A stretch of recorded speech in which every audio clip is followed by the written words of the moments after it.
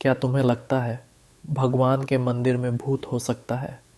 यह सवाल माधवपुर के लोगों को हर रोज बेचैन करता था।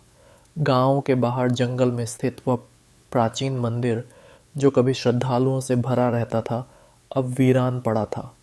कोई भी उस मंदिर के पास जाने की हिम्मत नहीं करता था। कहते थे कि वहाँ रात को ऐसी आवाज़ें आती हैं जैसे कोई अपनी पीड़ा से कराह रहा हो। लेकिन सबसे अजीब बात यह थी कि सुबह मंदिर के भीतर ताजे फूल और जल चढ़ा हुआ मिलता था।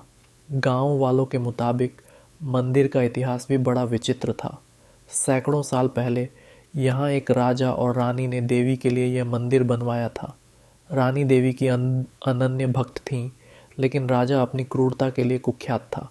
राजा ने युद्ध के बाद अपने खजाने को मंदिर के तहखाने में छुपा दिया था और उसी रात रहस्यमयी परिस्थितियों में रानी गायब हो गई थी।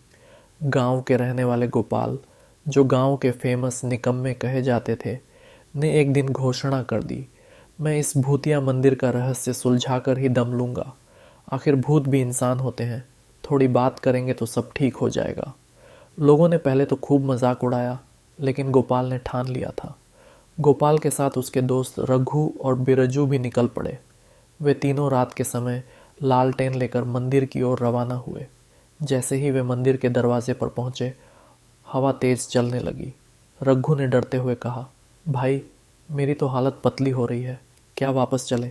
गोपाल ने जवाब दिया, डर मत, भगवान देख रहे हैं, और अगर भूत होगा तो उसे भी इंसानियत का पाठ पढ़ाएंगे।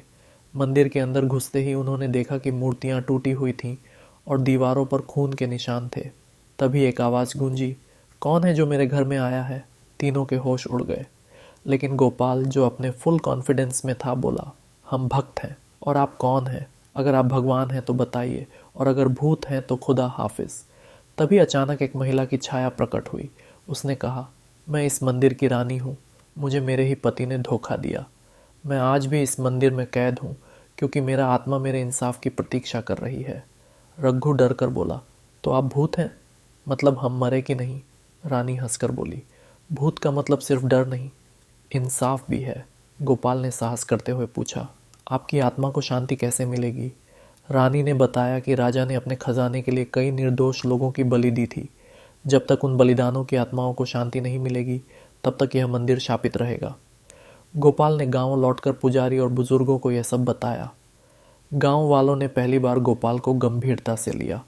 मंदिर में बलिदान वाली आत्माओं के लिए एक बड़ी पूजा रखी गई। उस रात जब पूजा पूरी हुई तो एक तेज रोशनी मंदिर में फैली। रानी की छाया प्रकट हुई और कहा, अब मैं मुक्त हूँ, इस मंदिर को फिर से जीवन दो। मंदिर फिर से खुल गया और गांव वालों ने इसे मुक्ति मंदिर का नाम दिया। गोपाल गांव का नायक बन गया। हालांकि रघु और बिरजू ने बाद में कहा, गोपाल, अगर भूत से फिर कभी दोस्ती करने का मन हो तो हमें बताना मत। इस कहानी ने गांव को न केवल उनके डर से मुक्त किया, बल्कि यह भी सिखाया कि इतिहास की सच्चाई को समझकर ही इंसाफ किया जा सकता है। डर के पीछे अक्सर कोई छिपी हुई सच्चाई होती है। उसे समझने और सुलझाने के लिए साहस और विवेक की ज़रूरत होती है।